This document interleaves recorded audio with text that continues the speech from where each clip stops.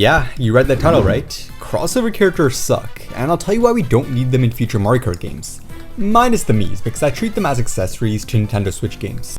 First, let's dive into the history of characters in every Mario Kart game in a 10-minute seminar. No, hurry it up. Alright, damn. Mario Kart DS. The first crossover character we ever got was in this title, being Rob the Robot. I know many people love this character, but I believe that the love for him comes from nostalgia and not really thinking about how weird he actually was. I mean, he's a little toy robot accessory for the Nintendo Entertainment System. I don't even know if I could call him a crossover, that's how unsettling he is. It's just weird seeing Nintendo push such a bizarre character in their games. And did you know that he was also featured in Super Smash Bros? Yeah, very interesting. Instead of Rob, it would have been cool for Nintendo to push and make a Mario character mainstream. But again, they chose him instead. Plus, it was said that EGAD, yes, the Professor EGAD, was supposed to be in Mario Kart DS, but was later replaced by Drybones. However, why not remove this terrifying robot and include an actual Mario character on the roster? EGAD definitely got played, and that's not cool. Our boy has never had a spin-off appearance, ever. I had lots of hope in 2019 that EGAD would finally become playable in a spin-off game. Why? Well, Mario Kart 2 had a Luigi's Mansion themed tour, with one of the characters literally having the game's title in their name. But EGAD, well, he remained missing in action. How sad.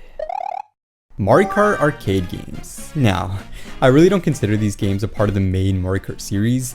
However, these games do consist of a lot of crossover characters, including Pac-Man and this drum. Drum? Mate, drum? The one and only time that I ever played this game, I thought that it was very cool. The gimmicks, items, tracks were all very unique and fresh. However, seeing these crossover characters on the track alongside Mario was super disturbing. It didn't feel like a true Mario Kart game and felt very, dare I say it, corny. If they wanted to have a true Mario roster, why not replace these guest characters with Birdo, Koopa, or my homeboy Shy Guy? That would actually make me come back to the game and feel motivated to race on it in the arcade. And I get it, trust me, I do. Bandai Namco wanted to include some of their original characters, but in a Mario Kart game?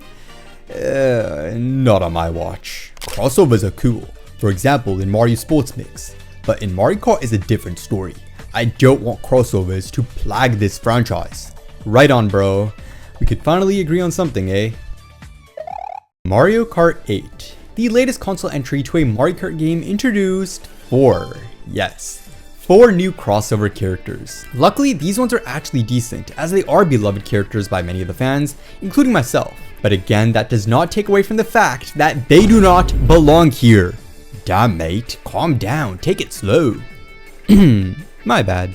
To put it in perspective, Splatoon is one of my favorite IPs of all time, but having Inklings in Mario Kart just didn't wow me. It was quite embarrassing, like what are y'all doing here?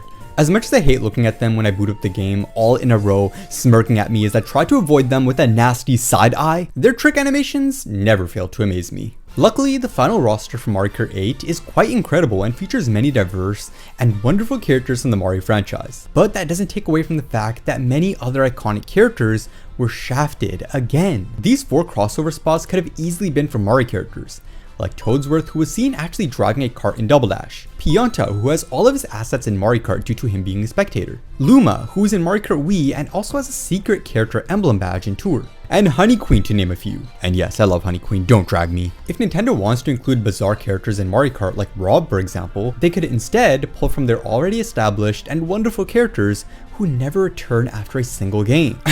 Cappy. Pause. We are so close to 8,000 subscribers, so it would mean so much to me if you guys hit that subscribe button. Trust me, it helps me out a lot. Honestly, crossover characters in a Nintendo racing game sounds like a great idea, but throwing them all into a multi-million-dollar franchise isn't the best execution. I really don't want crossovers to merge with the Mario franchise, which is why I have a better idea. I present to you Nintendo Racing, a new sister franchise to the Mario Kart games. The focus will be on all of Nintendo's IPs and bring them in a new light. We can see dead characters from old Nintendo franchises make their comeback and race on beautiful established tracks that pull from their iconic games. Plus, Mario and some friends will also be included. Not many though, because Mario doesn't really deserve to be here. We got a taste of crossover tracks in 8 Deluxe with Hyrule Circuit and Animal Crossing, and I must say, as much as I hate crossovers, these tracks were magnificent, and they do have potential to shine if they weren't in Mario's signature game. Just imagine having full, fleshed out tracks of every Nintendo IP included in Nintendo Racing, of course being represented and executed perfectly. I really hope you see my vision here, and perhaps agree with me too. My problem is that we don't see as many Mario characters being represented nowadays, which is very unfortunate. Let's give these fellows the first welcome before throwing in random characters. Literally. For more Mario Kart content, watch this video next, and be sure to like this video and subscribe.